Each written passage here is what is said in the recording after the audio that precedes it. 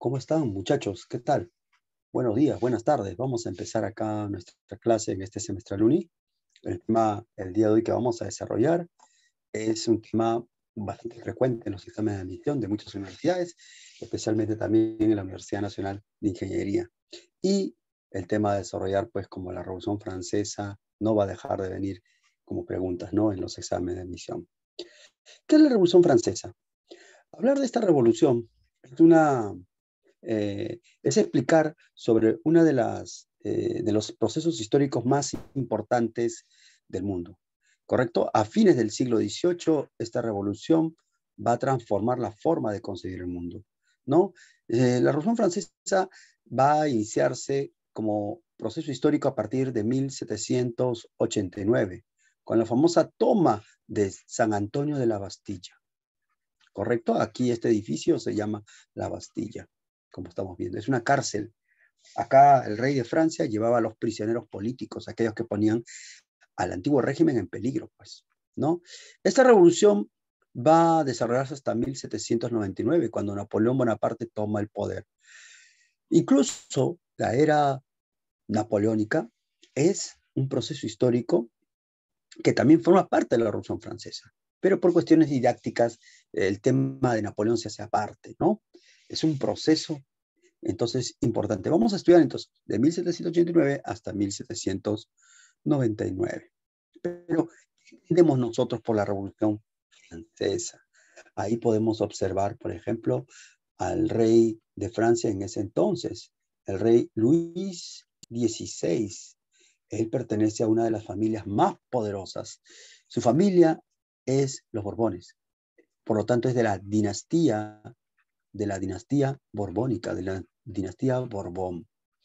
Ahí está. Su esposa, una mujer muy conocida, es la famosa reina, la reina María Antonieta. María Antonieta. Ella es de apellido Habsburgo, pertenece a la dinastía Habsburgo. No es cualquier dinastía, es una de las familias reales. Mira, entre familias reales, ellos eran pues los gobernantes de Francia, especialmente Luis XVI, ¿no? Lo que vemos al otro lado es, por ejemplo, toda la parafernalia, la riqueza, representado a través del famoso Palacio de Versalles. Aquí tenemos nosotros al Palacio de Versalles, ¿no? Es impresionante. El Palacio de Versalles era el referente justamente de la forma como se vive en el antiguo régimen, de tipo jovencitos absolutistas franceses. ¿Qué es la Revolución Francesa? La Revolución Francesa en realidad debe ser entendido como un movimiento político, social, económico, ideológico.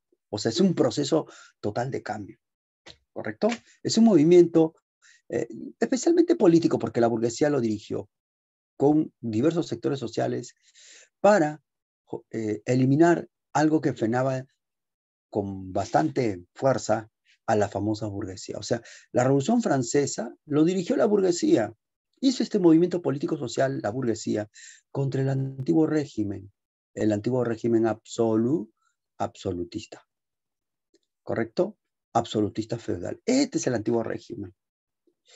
Y también, desde luego, ¿quién defendía el antiguo régimen? Él, el rey Luis XVI, representando a Luis XVI de Borbón. ¿Y todo esto es para qué? Bueno, para luego para implantar después, implantar un nuevo régimen, un nuevo régimen. Ah, ya, profesor. Ahí está. ¿Correcto? Ese nuevo régimen sería el capitalismo. Ah, ya, profesor. El capitalismo liberal. La burguesía necesitaba entonces nuevas condiciones. Para ese entonces, a fines del siglo XVIII, la burguesía no podía aguantar ya seguir manteniendo el régimen absolutista de tipo feudal que frena el desarrollo del capitalismo, que frena el desarrollo de la burguesía. Entonces, ahí estamos viendo, ahí está María Antonieta, está Luis XVI, ¿no? Y el triunfo de la Revolución Francesa impactó al mundo, a todo el planeta Tierra, en Europa, América, muchos países van a querer liberarse de sus respectivos líderes o monarcas. ¿Te das cuenta? ¿En dónde no se quería dar una revolución así? En varios países. En América se dio con fuerza, con las colonias de España. Es trascendental, porque para la historia tradicional, a partir de 1789, con la toma de la Bastilla, se iniciará también la edad contemporánea, ¿no? A partir de ahí se van a suscitar una serie de cambios a nivel económico, social, político. Impresionante. Por eso es importante la famosa Revolución Francesa. Ah, ya, profe, es así. Exacto. ¿Ya? Cuando hablamos de la Revolución Francesa, también tenemos que conocer las causas de por qué se da esta famosa revolución, ¿no? ¿Por qué se da, profesor? Vamos viendo, pues, a qué se debe, ¿no? ¿A qué se debe? Hay diversas causales económicas, sociales, políticas, en realidad ideológicas, de todo tipo. Una de las causales tiene que ver con la crisis económica. ¿Ah, sí, profe? Sí, con la crisis económica. Se dice que a fines del siglo XIX Francia era el país más rico de Europa, pero estaba, si bien era rico, era una potencia económica en decadencia, en declive. Inglaterra era la segunda potencia económica. Era la mitad de rico de Francia, pero estaba avanzando y desarrollándose económicamente a pasos agigantados. Estaba desarrollando su revolución industrial. Y tarde o temprano, con los próximos años, sobrepasará a Francia. Era obvio ya. Por eso es que la burguesía tenía que hacer algo, modernizar Francia. Pero si bien Francia era el país más rico, estaba en crisis. Estaba en crisis. Había una grave crisis económica, ¿no? ¿Cómo se mostraba la crisis económica? Con el déficit fiscal. Todos los años faltaba dinero. Déficit. Otro problema que tenía Francia era, por ejemplo, el despilfarro. El despilfarro, especialmente Versalles. El Palacio de Versalles no es un palacio, es una ciudad de palacios. Palacio de Nobly, Palacio de Versalles, Palacio de Trianon, Palacio de Sevres. Habían varios palacios y cuesta caro. Los que viven en Versalles, los nobles, eran pagados por el Estado. Eran mantenidos. Versalles llevaba el 25% del presupuesto francés. Para muchos, la tumba de Francia, ¿no? El otro problema era la inflación. Todos los años en Francia había inflación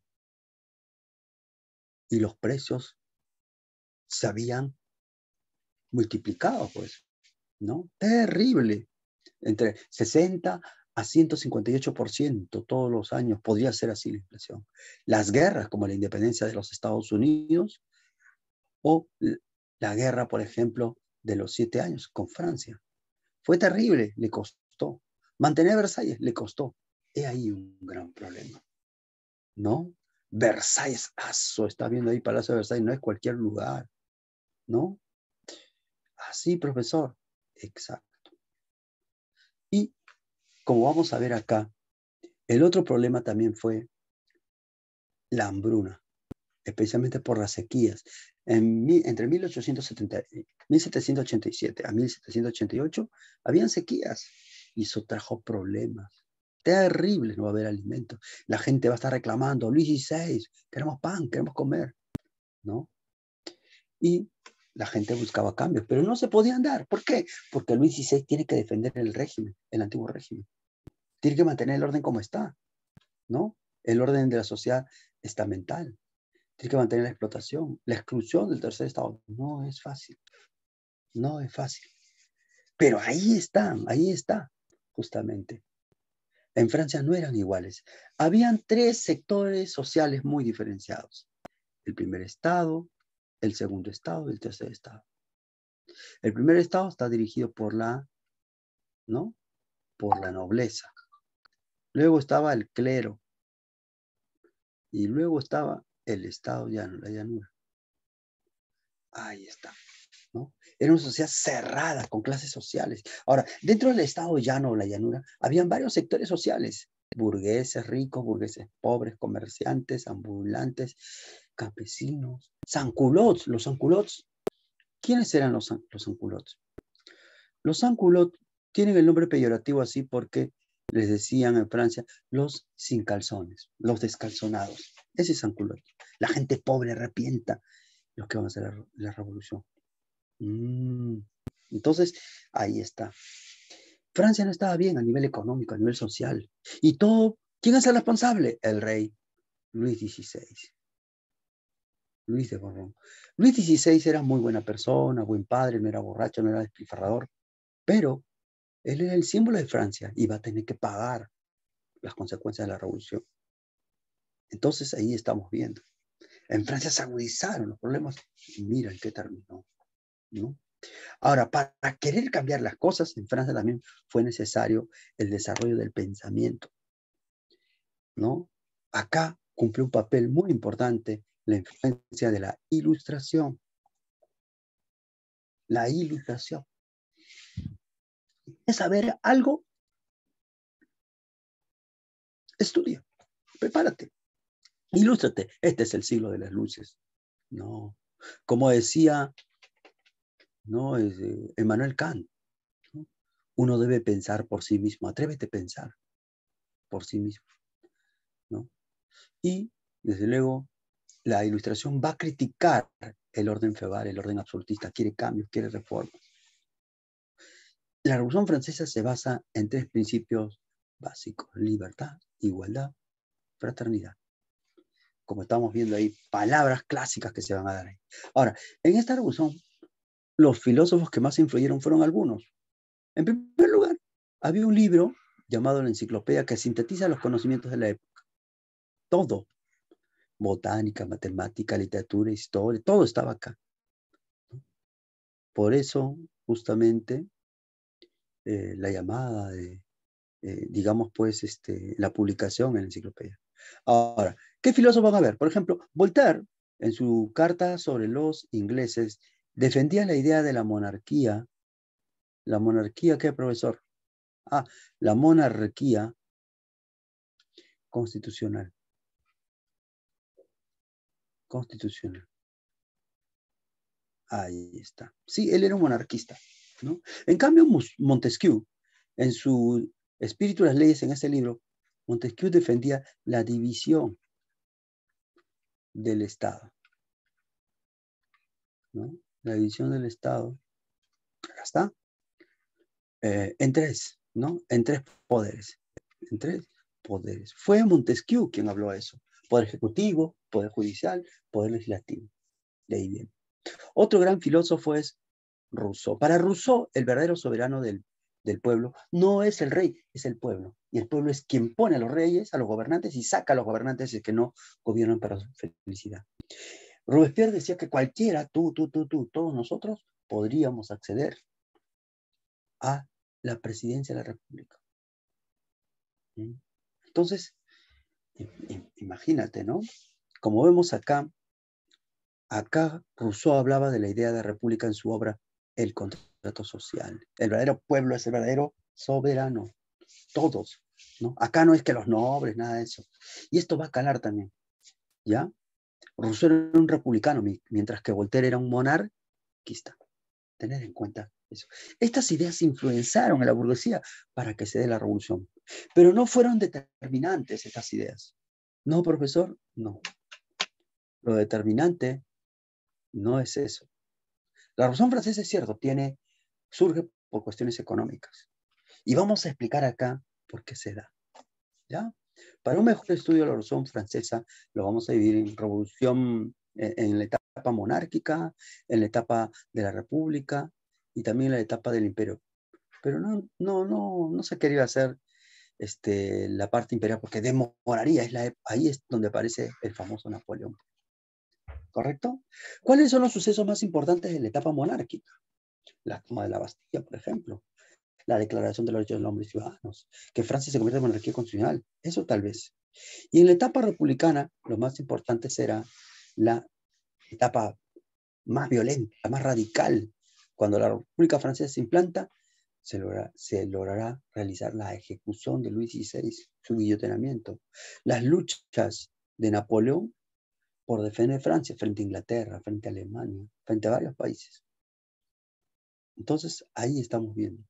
Esto es lo que vamos a estudiar nosotros acá, entre la etapa monárquica y la etapa republicana. ¿Correcto? Ah, ya, profe, va a ser así. Exacto.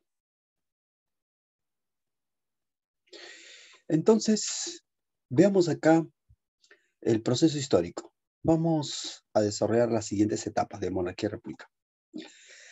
Sobre la etapa monárquica. En la etapa monárquica, todavía vamos a ver como gobernante a Luis XVI. Vamos a ver ese proceso histórico y cómo se da todo ello, ¿correcto? ¿Qué pasó en Francia? A ver, expliquemos un poquito más. Para muchos, Francia estaba en una grave crisis de todo tipo, pero especialmente económica. Había un gravísimo problema. Habían algunos ministros como Calonne y como Louis Necker que planteaban que para sacar a Francia de la crisis se necesitaba nuevos impuestos. En Francia había una necesidad de crear nuevos impuestos, ¿correcto? ¿Qué pasaba?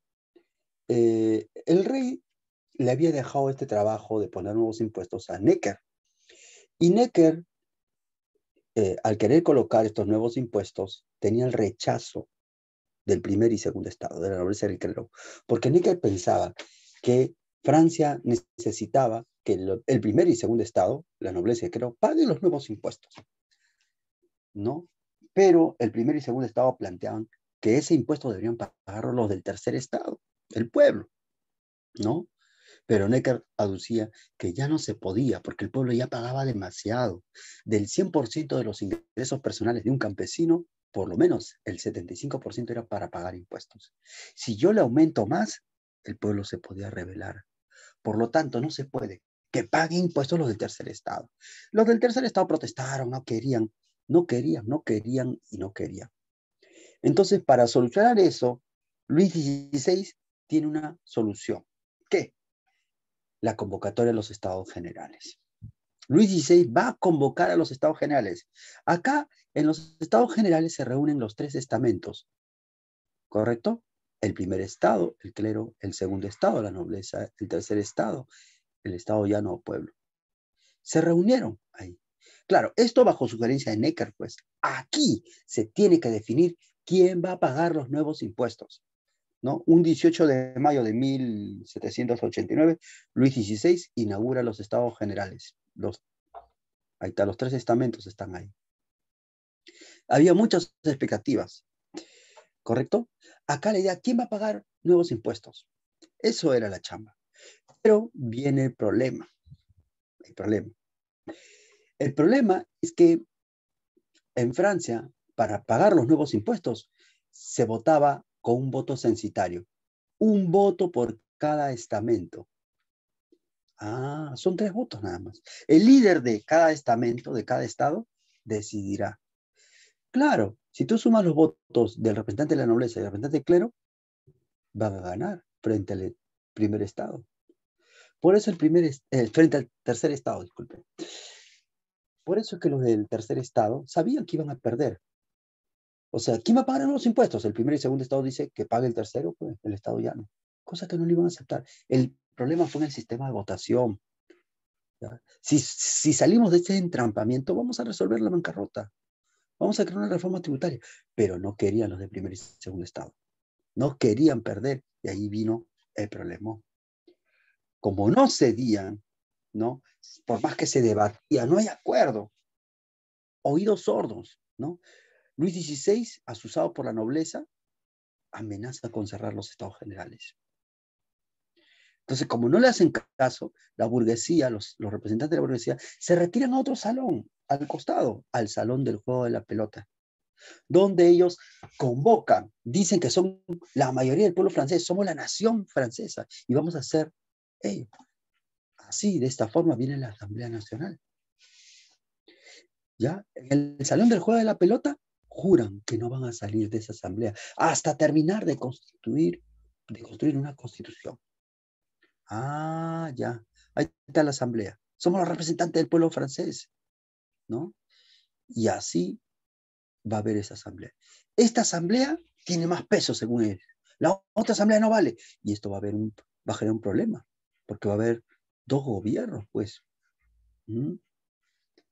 Fuerte. Pero con el tiempo la Asamblea Nacional se dio cuenta que si querían en realidad cambiar Francia, Francia necesitaba una constitución. La Asamblea Nacional posteriormente va a tratar de convocar a su famosa, a su famosa asamblea constituyente, como estamos viendo acá. ¿Correcto?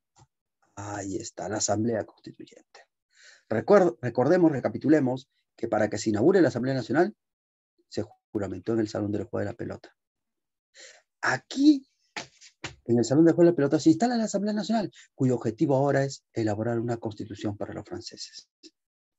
Y la Asamblea Nacional deja de ser así, se le cambia de nombre a Asamblea Constituyente, porque va a ser una constitución para los franceses. Ah, ya, profe, así va a ser, ¿no?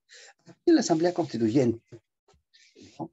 Luego van a hacer una constitución, o sea, el objetivo es la elaboración de una constitución. Pero ¿qué pasa? Al rey no le gusta, lo están limitando. Entonces el rey de Francia, Luis XVI, no le gustaba lo que estaba pasando y empieza a detiene, lleva a las cárceles, detiene a los líderes burgueses, a los famosos líderes, ¿no? de esta burguesía. Los detiene. La burguesía, desde luego, va a estar molesto y asusa a la población, a los sans-culottes, la gente pobre de la ciudad, los campesinos, salen a marchar y se hace un pandemonio. Todos a la Bastilla. Vino la toma de la Bastilla, el famoso 14 de julio de 1789, ¿no? Así es. Y desde luego, pues, cuando sucede esto da miedo, porque la toma de la Bastilla solamente fue un momento de violencia, pero que se va a expandir por toda París. Negocios, tierras, castillos, palas, todo quemado. Primero en Francia, primero en París, después en las provincias. Es un pandemonio. Nunca antes se vio algo así. Entonces daba miedo. Noble que ven, lo matan. Empieza el gran miedo. Daba miedo, ¿no? Hasta que al final, para calmar a la población, ya pues no quedó más. El rey de Francia obliga al primer y segundo estado, únanse al tercero en esta asamblea constituyente y van a elaborar. Para calmar a la población, se tenía que dar de una vez las reformas. Y en Francia se hace esto. Eliminan los privilegios feudales.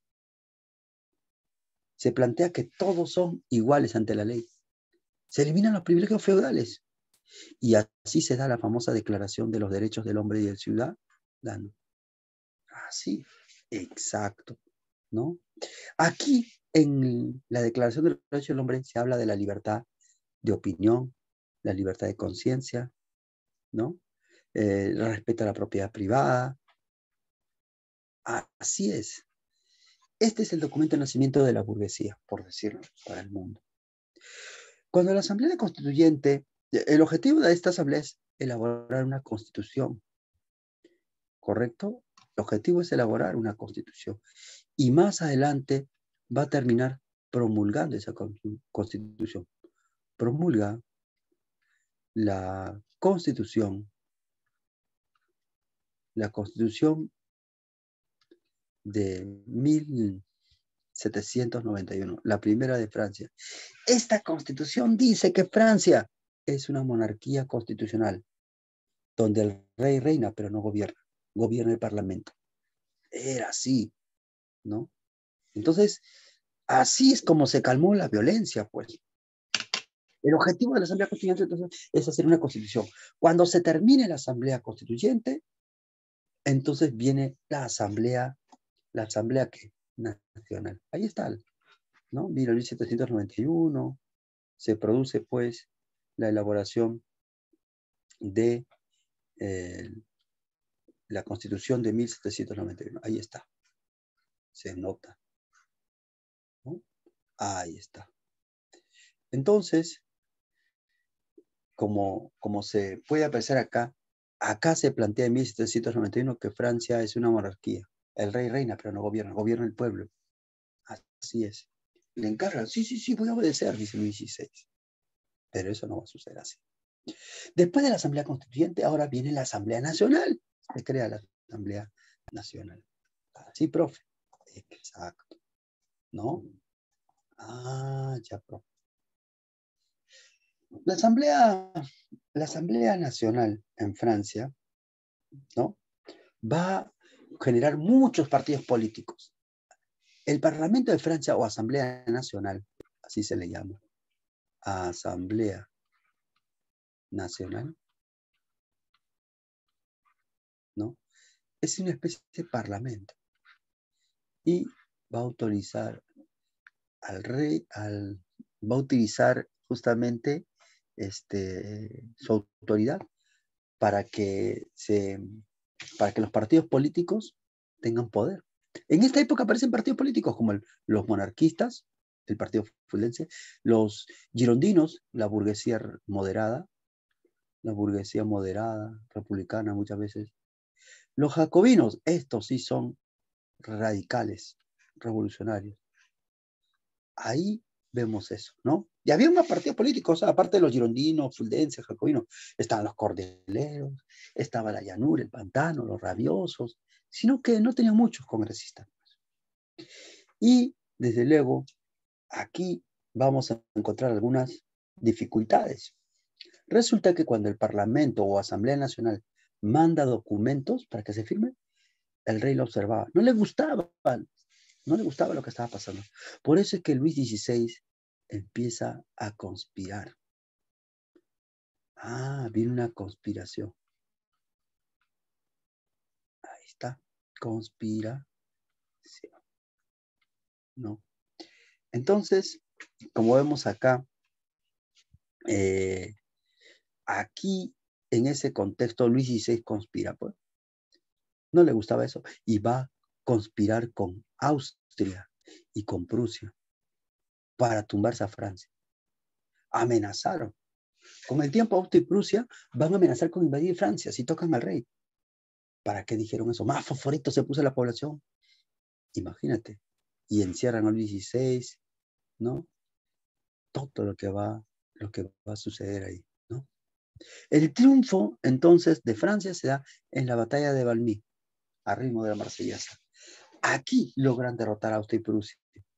Derrota de Austria y Prusia. Y la pregunta es, ¿por qué nos han atacado los austriacos y los prusianos? Y todo el mundo sabía, porque el rey los llamó. Entonces el rey es el conspirador, sí, pues. Van a capturarlo y estaba escapando. Lo capturaron semanas después. Pero Francia ya no es monarquía, Francia ya no es república. Y es así que nace, ¿no?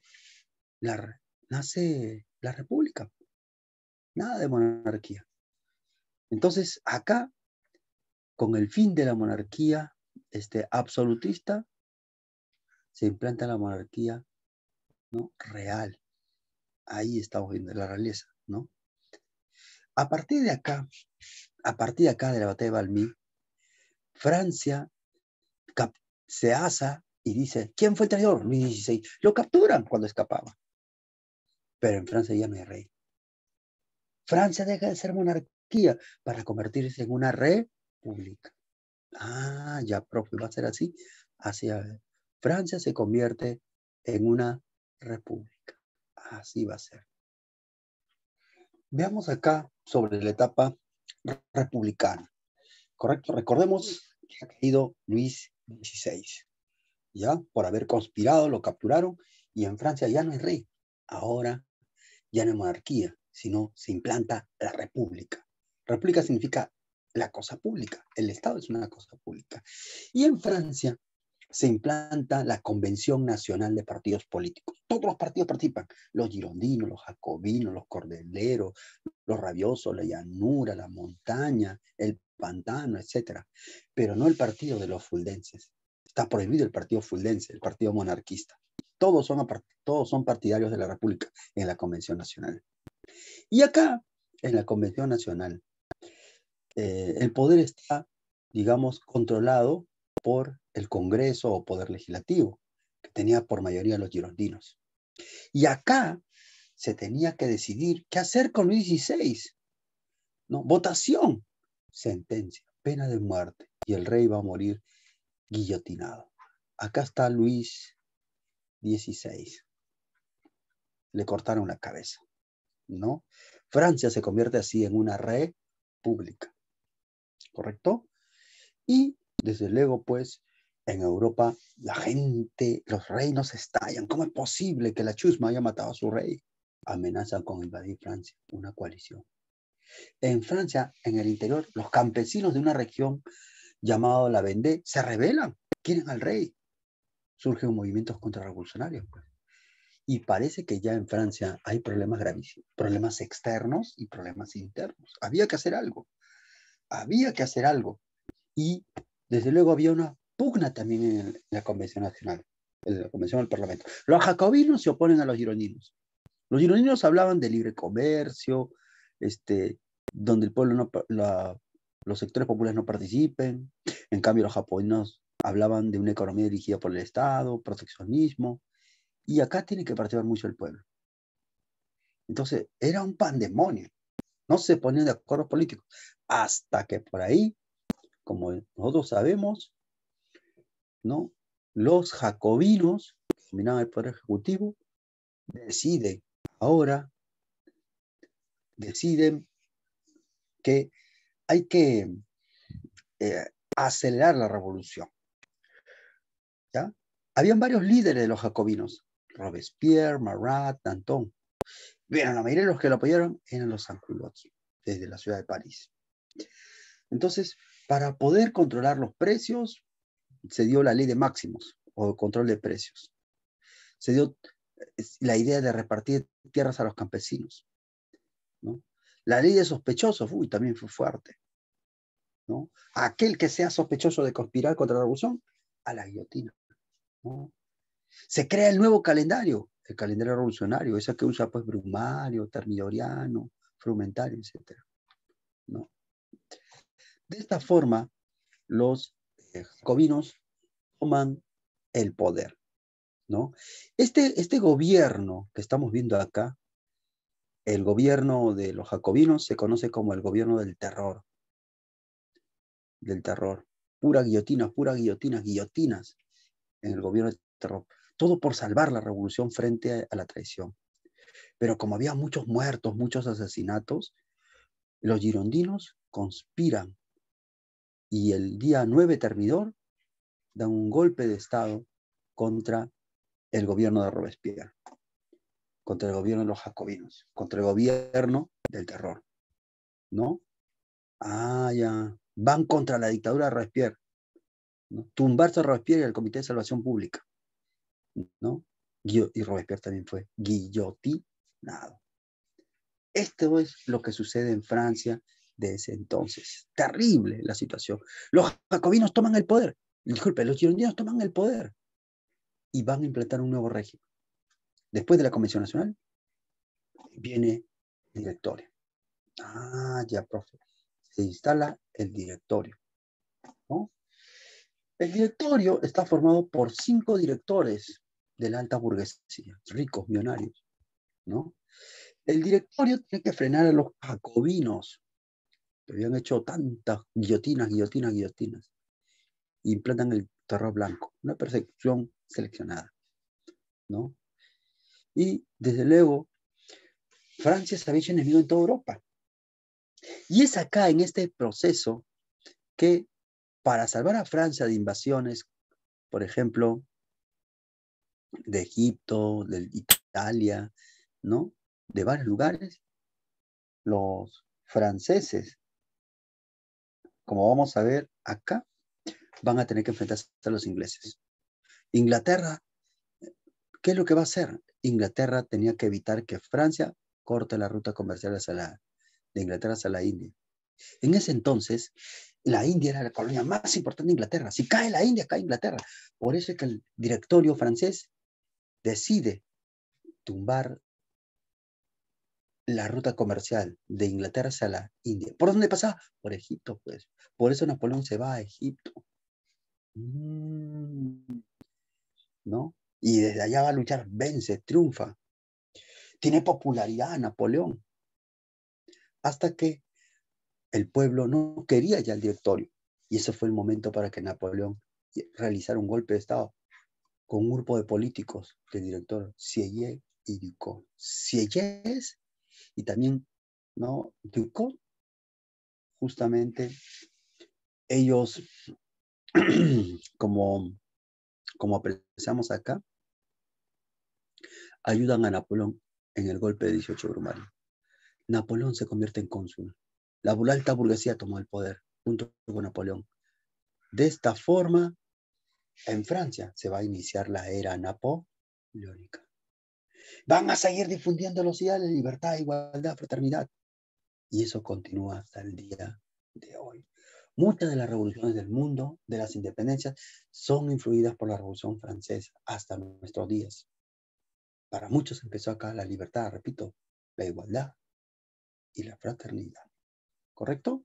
Ah, ya, profe, correcto. Así es.